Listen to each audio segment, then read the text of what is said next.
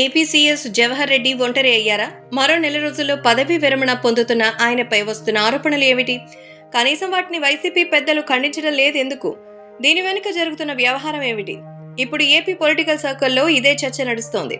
గత కొద్ది రోజులుగా సీఎస్ జవహర్ రెడ్డిని మార్చుతారని ప్రచారం జరిగింది. ఎన్నికలకు ముందే డీజీపీతో పాటు సీఎస్ ను మార్చాలని టీడీపీ కోరిన సంగతి తెలిసిందే. కానీ డీజీపీ రాజేంద్రనాథ్ రెడ్డిని మాత్రమే ఎలక్షన్ కమిషన్ మార్చింది. సీఎస్ జవహర్ రెడ్డి విషయంలో చూసి చూడనట్టుగా వ్యవహరించింది. అయితే ఇప్పుడు అదే జవహర్ రెడ్డి చుట్టూ అవినీతి ఆరోపణలు రావడం, దాన్ని వైసీపీ నేతలు ఖండించకపోవడం గమనార్హం. విశాఖ జిల్లాలో దళితుల భూములను సీఎస్ జవహర్ రెడ్డి కుటుంబం కొల్లగొట్టిందని జనసేన నుంచి ఆరోపణలొచ్చాయి. విశాఖకు చెందిన ఆ పార్టీ కార్పొరేటర్ మూర్తి యాదవ్ తీవ్ర ఆరోపణలు చేశారు. దీనిపై జవహర్ రెడ్డి నొచ్చుకున్నారు. మూర్తి యాదవ్ క్షమాపణలు చెప్పాలని, లేదంటే పరువు నష్టం దావా వేస్తానని హెచ్చరించారు. అయితే ఇప్పుడు ఉత్తరాంధ్రలో విలువైన భూములను జవహర్ రెడ్డి కుటుంబం కారుచౌకగా కొట్టేసిందని టీడీపీ నాయకులు ఆరోపించడం ప్రారంభించారు. దీంతో సీఎస్ జవహర్ రెడ్డి ఆత్మరక్షణలో పడిపోయారు. టీడీపీ నేతల ఆరోపణల కంటే వైసీపీ నుంచి ఆశించిన స్థాయిలో సాయం దక్కకపోవడంతోనే ఆయన మనస్తాపానికి గురైనట్టుగా తెలుస్తోంది. వాస్తవానికి జవహర్ రెడ్డి సీనియర్ ఐఏఎస్ అధికారి. వైసీపీ అధికారంలోకి వచ్చిన తర్వాత ఎనలేని ప్రాధాన్యం దక్కుతూ వస్తోంది.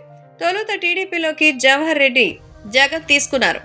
కోవిడ్ వంటి క్లిష్ట సమయంలో వైద్య ఆరోగ్య శాఖలో జవహర్ రెడ్డి క్రియాశీలక పాత్ర పోషించారు. ఆయనకు కీలక పదవి కట్టబెట్టారు జగన్. ఒకవైపు వైద్య ఆరోగ్య శాఖలో సేవలు అందిస్తూనే టీటీడీని మాత్రం విడిచిపెట్టలేదన్న విమర్శ అయితే జవహర్ రెడ్డిపై ఉండేది. అటు రాష్ట్ర ప్రభుత్వ ప్రధాన కార్యదర్శిగా ఎంతో మంది సీనియర్స్ బరిలో ఉండగా జగన్ మాత్రం జవహర్ రెడ్డిని ఎంపిక చేశారు. అస్మదీయ అధికారిగా జవహర్ రెడ్డి నిలిచారనేది యంత్రాంగంలో ఉన్న ఆరోపణ. జగన్ నిబంధనలకు విరుద్ధంగా నిర్ణయాలు తీసుకున్న అడ్డు చెప్పలేని పరిస్థితి అయింది. గత కొద్ది రోజులుగా జగన్ సర్కార్కి అనుకూల నిర్ణయాలు తీసుకోవడంలో జవహర్ రెడ్డి ముందుంటే వారనేది ఆయనపై ఉన్న ఆరోపణ. చివరికి పోలింగ్కి ముందు పింఛన్ల పంపిణీలో సైతం వైసీపీ సర్కార్కు అనుకూలంగా పనిచేశారనేది విపక్షాల నుంచి వచ్చిన ఆరోపణ. ఇప్పుడు అదే విపక్షాల నుంచి జవహర్ రెడ్డిపై వ్యక్తిగత ఆరోపణలు వస్తున్నా ఖండించలేని స్థితిలో వైసీపీ ఉంది. దీంతో జవహర్ రెడ్డి సైతం బాధపడుతున్నట్టు ప్రచారం జరుగుతోంది.